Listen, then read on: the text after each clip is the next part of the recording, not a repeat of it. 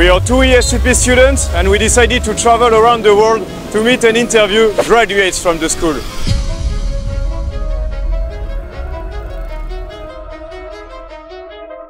Okay, today we're in Ho Chi Minh City and we're meeting Victorien Nory, the general manager of Répertoire Culinaire, a company that imports European products, European food products all over Vietnam. If you want things that go quick and everything is possible, then your place is in Southeast Asia, because this is the hotspot of the world right now. And you will see it's just the beginning. I've spent only 5 years in Vietnam. I tell you the next 10 years will be even more crazy.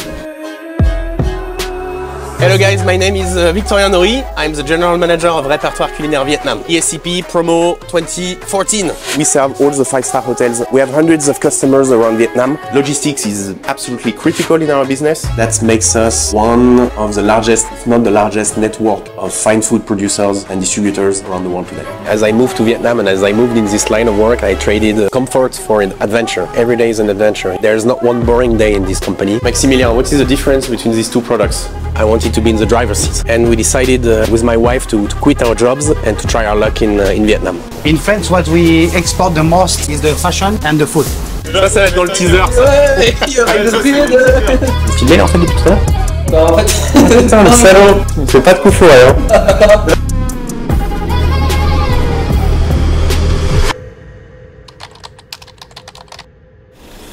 Okay, so we just arrived at Répertoire Culinaire. Tell us a bit about you, where we are, what are we doing today? Okay guys, so welcome to Répertoire Culinaire Vietnam. We just arrived at our main warehouse in Ho Chi Minh City, Vietnam. Follow me. So you have some deliveries today?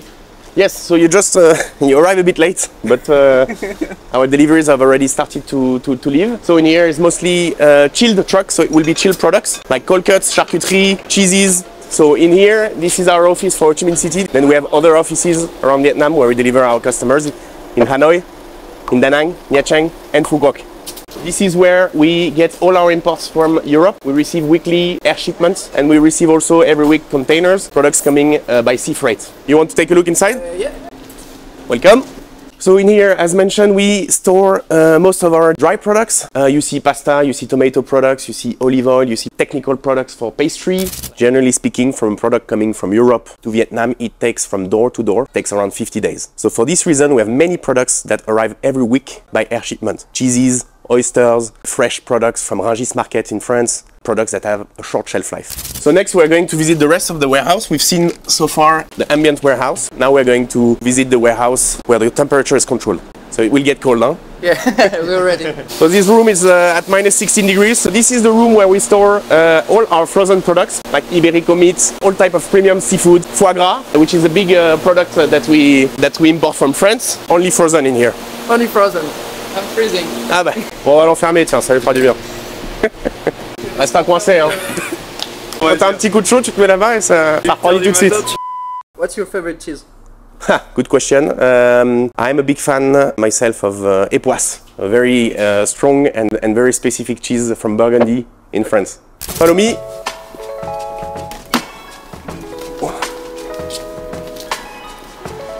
Yeah, so you see that's the usual problem when you work in cold environments. You always get the fog on the glasses. So as part of our strategy, we wanted to have the warehouse and the office at the same place. This allows for better communication and better operations between our supply chain, our salespeople and all the administration team.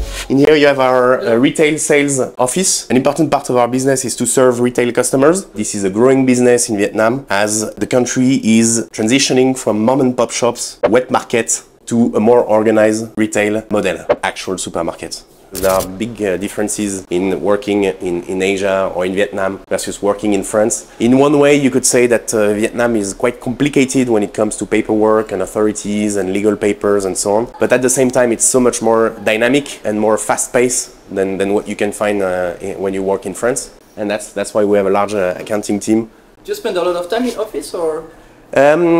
Basically depends on the day. There's not one day like another in this country. I dedicate a lot of my time to visit our customers. So that is to be on site, so visiting the hotels, the restaurants, the retail shops. At the end of the day, our job is quite simple. We try to source the best products in Europe mostly, but all over the world, and put them in the best kitchens of Vietnam. Where are you going right now? So now we are going in District 2 to visit one of our customers, which is a restaurant, and we'll have a tasting of Italian cheeses together with the chef.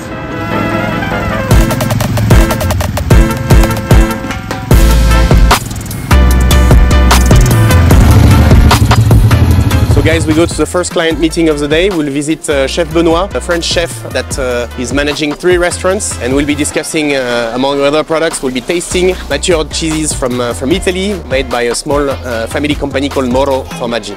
Okay, who's bringing the cheese here? That's me. I'm now in the company. You know, as Chef Benoit has to operate 3 restaurants, he's using a golf car to go between each restaurant in a fast way. Allez, go!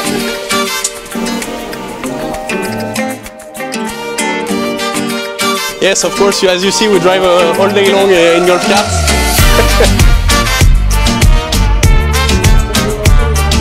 Allez, hop, we will try the cheese there. Allez. When you're trying products, usually what are you looking for? The new things.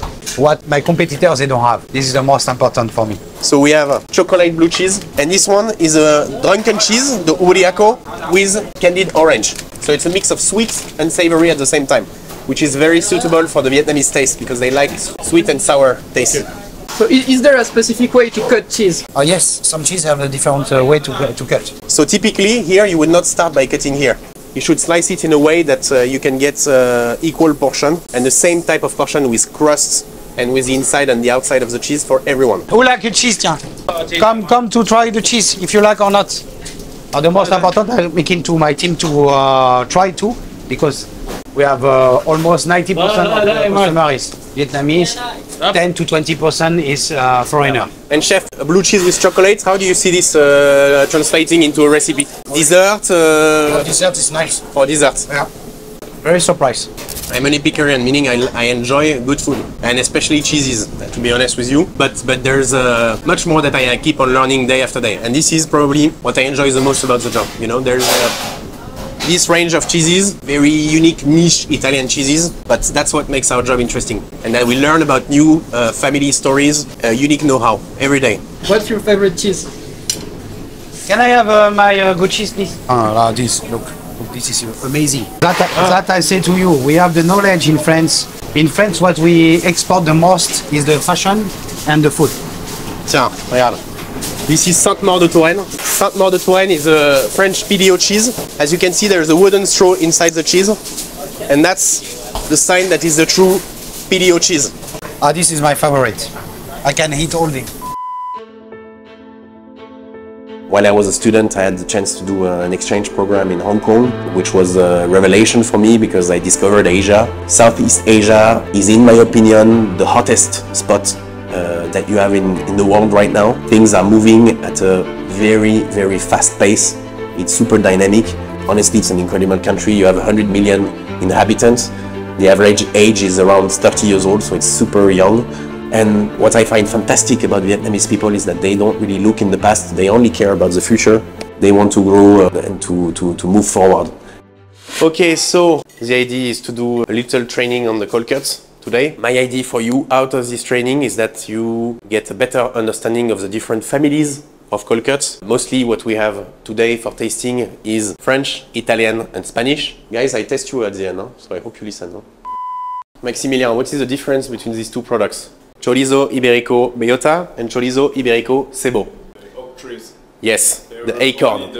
Okay, so this one is the most premium product. It is from Iberico pig that was lucky enough to have some acorns during his life. The fat infiltration is actually higher and the taste should be enhanced. You can still see very much at the videos the infiltration of the fat that is very typical of the black pig. Try. Hand sliced. I love it. For us French people or European people, we were born with all these products in our table, so we have kind of a natural familiarity or natural knowledge, I would say. But for our Vietnamese colleagues, this is all new to them, and you see, for them it's not always easy to understand the difference between pâté and foie gras. So we need to do regularly, we need to do, and it's a continuous improvement thing. And training is important, tasting is even more important. So please guys, enjoy some foie gras.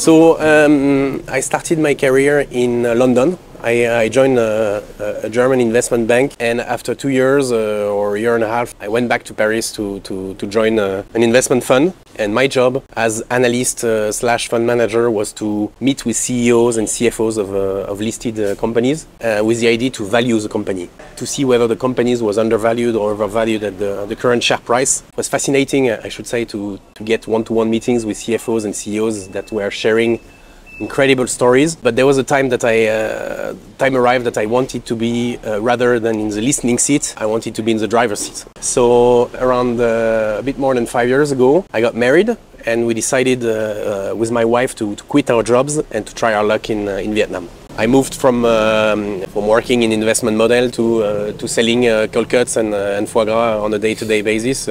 That was a big change. To be honest with you, I think the biggest challenge I had to learn in terms of competencies was the real management of people. I manage today a very large team of both expat people and Vietnamese local people. I didn't get so much exposure to management as I was working in the financial markets in my previous professional life. It's very funny because I spent the first 3 years of my life looking at cash flow statements, looking at income statement of companies, and you are always told that cash is king when you're working on financial models, but to be honest, you can only understand it when you are on the other side of things. When you have to pay the salaries at the end of the month, when you have to pay your suppliers, when you're reaching out for cash from your customers, this is the real life.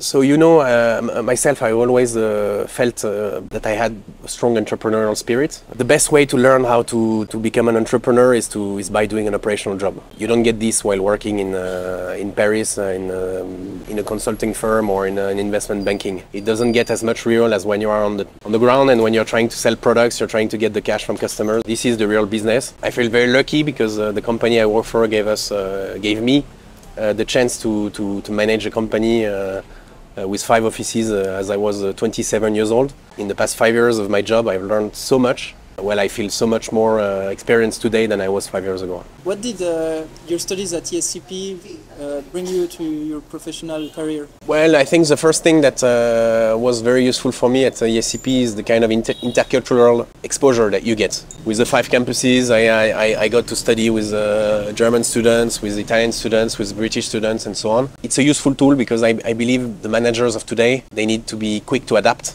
Of course, the network is useful, and the training. You do get management training, HR, finance, which is useful. Do you have a funny anecdote on you? I have a cultural anecdote that's I think that's a good sign of the difficulties sometimes to understand the difference in cultures between Vietnamese and French or European culture. One of the first imports in the company of truffles was sent to a customer, and the customer, the receiving at the hotel, thought it was garbage and put the truffle in the bin because they didn't know what it is, and they threw away thousands of euros of goods because they thought it was waste. What an incredible experience you had today with Victorien. Spending time with him, discovering his job and hearing his advice was precious and truly inspiring. After the interview, Victorien invited us to have dinner together. So we are going to a typical Vietnamese restaurant that is called Quan Nem. Quan Nem. And they are selling one of the best crab nem in Vietnam.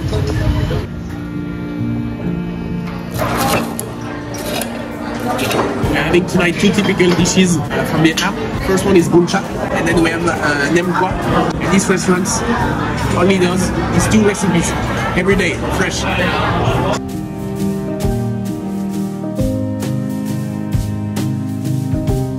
Thank you Victorien and Répertoire Culinaire for this amazing day. ESCP Alumni Network is everywhere and we're leaving Ho Chi Minh with really great memories.